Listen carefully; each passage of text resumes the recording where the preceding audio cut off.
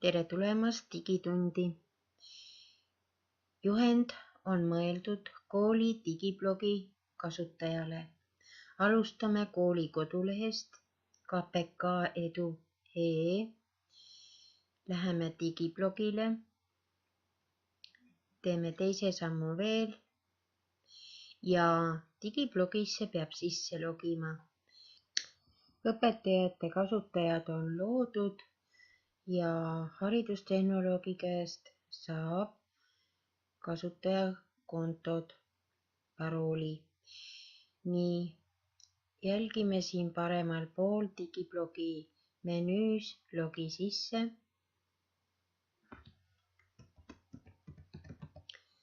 Üldjuhul on ta meil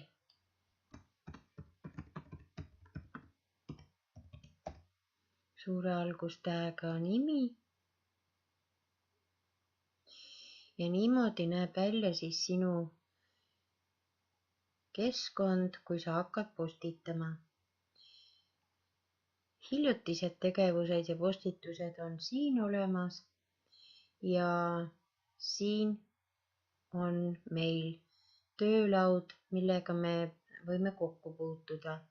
Aga ma juhin tähelepanu oma uue postituse tegemiseks siin üleval menüüs. Võtame postituse ja paneme sellele pealkirjaks. Hetkel ma panen praegu lihtsalt juhendile. Siin sa kirjutad tunni sisu, õpiloo. Õpilool puhul võin ma mõtteid anda, kirjeldad, kuidas su tund on käinud. Kindlasti ei tohiks puududa tunni teema, õpetaja nimi.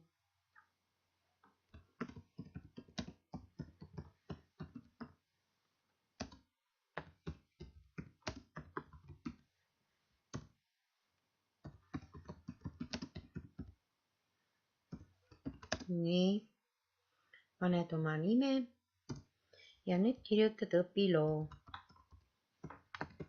Õpilugu on kirjeldav ja jutustav tunnitegevus, aga õpetaja võib ka oma sissekande teha vahetult enne tundi ja võib ka punktuaalselt panna kirja, mis tegevused on.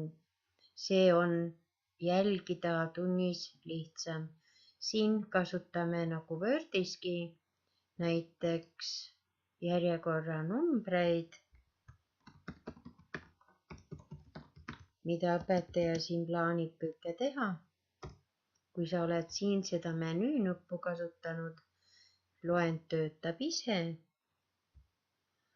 Näiteks võib-olla kavatsed avada Padleti ja siis võtadki ja kleebid Padleti lingi. Ja niimoodi siis kogu see tegevus, mis on sul tunnis planeeritud. Kindlasti, et meil oleks parem siis hiljem jälgida oma digiblogi. Toon teile siin praegu näiteks, et siin on küll viimased postitused on teemade kaupa, aga siin nüüd on rubriigid. See on postitamise ajal oluline.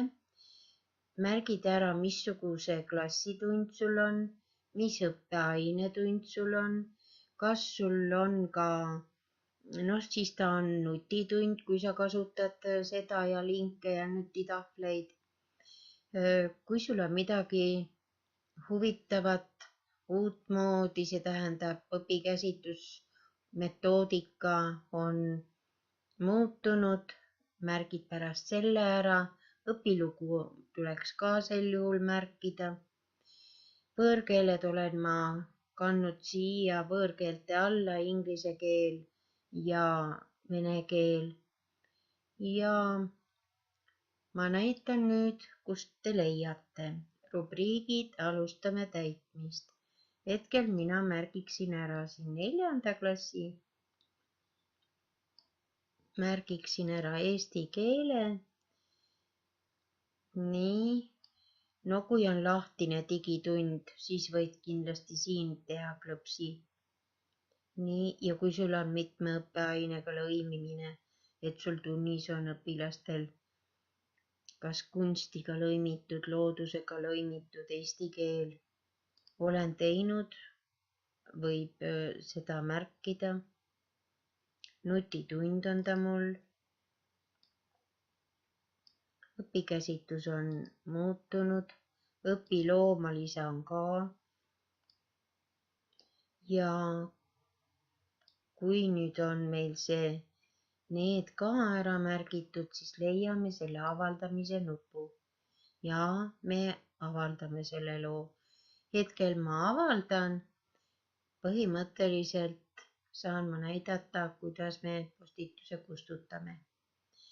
nii, avaldan postituse ja siin sa näed kohe, vaata postitust, see on sinu postitus siin. Saad lugeda, saad vaadata, nii. Minul on ta siis seekord niisugune. Muuda postitust. nii, ma näitaksin sulle, kuidas sa saaksid linkida. Toongi siit ühe Padleti lingi.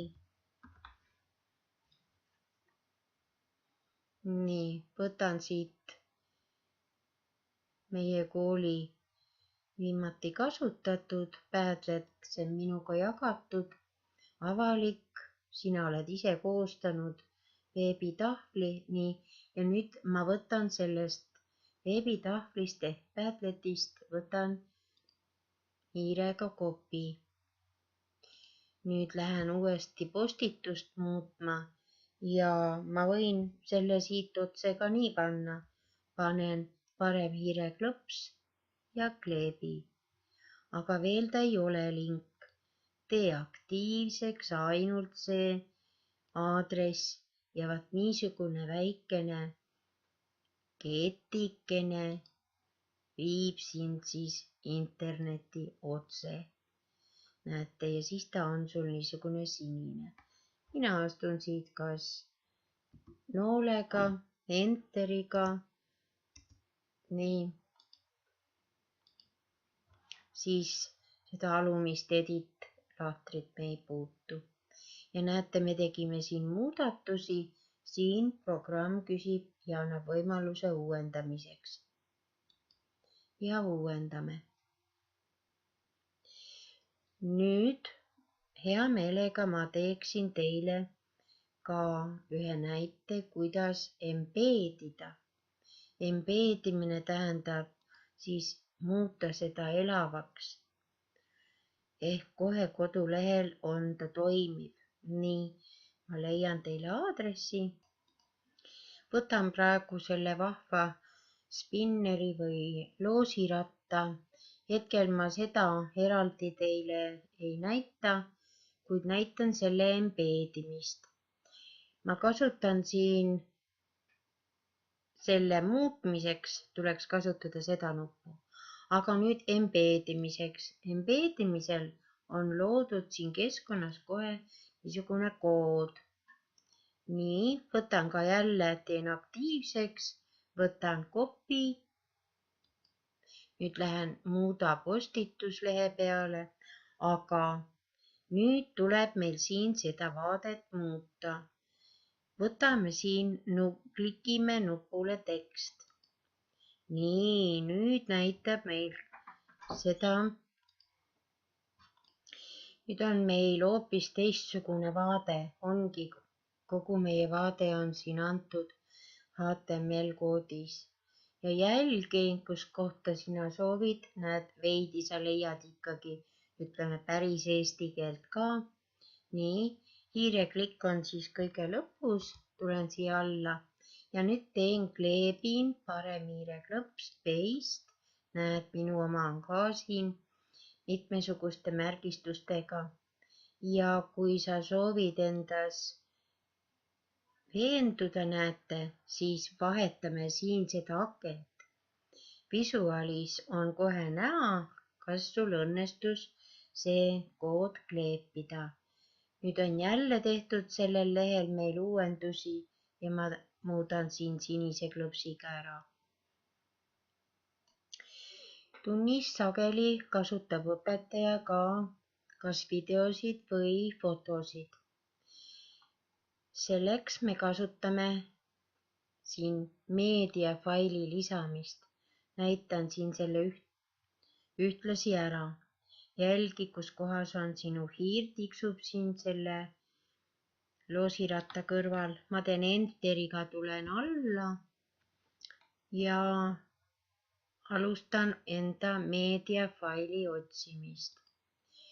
Meediafaili saab lisada olemasolevatest, saab lisada arvutist ja saab lisada aadressilt. Nii, ja kui me nüüd näiteks aadressilt võtame, siin ma olen esitanud endale otsingu ja võtan näiteks selle pildi. Loomulikult nende internetipiltidega ma ei unusta kordamast autoriõiguste jälgimist. Klõpsin sellele pildile ja selle pildi aadressi ma saan siit kuvakujutis. Oluline on see, näete, et nüüd tal on veebiaadress, mis lõpeb pildi faili laiendiga JPG-ga. Võtan siit kopeeri, leian nüüd oma muuda postitus, ma kleebin selle siia.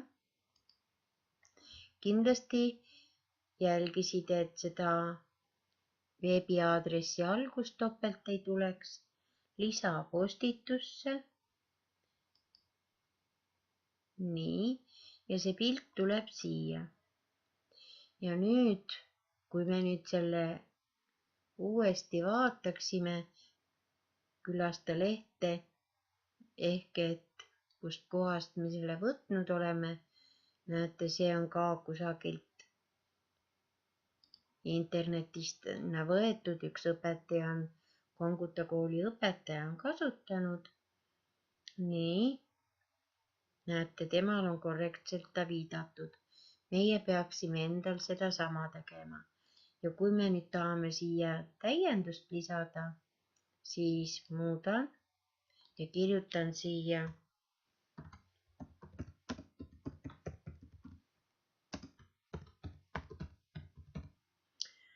hetkel on nüüd internet omab nime rolli ja on suure algustähega.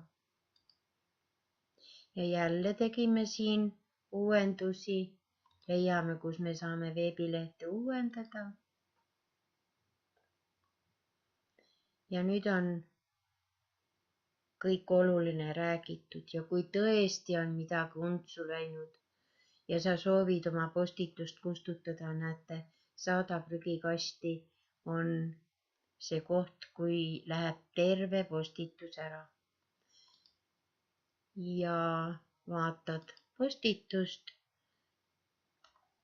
Siin ta meil on kõik need elemendid, millega me praegu tegelesime, on ilusasti olemas. Ja kui tundi lähed, sul on mugav kasutada oma postitust. Edukat postitamist, toredaid tunde. Tänan kuulamast.